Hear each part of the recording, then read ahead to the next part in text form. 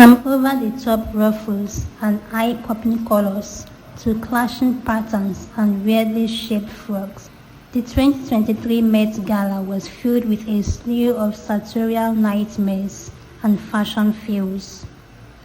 Branded by some as the biggest night in fashion, a slew of A-listers take to the red carpet in their most exquisite and glamorous looks on the first Monday of May every year.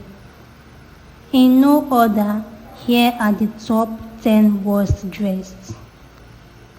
Lil Nas X showed up to the event completely bedazzled in silver sparkles, donning only a pair of ankle boots, underwear and body paint.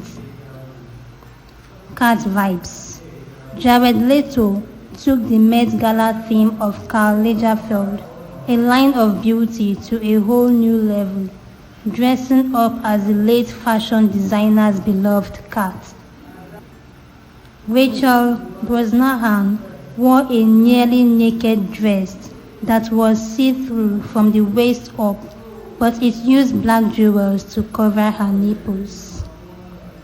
Doja Cat. Doja Cat transformed into a feline with striking facial prosthetics as she made an unrecognizable turn on the red carpet at the 2023 Met Gala on Monday.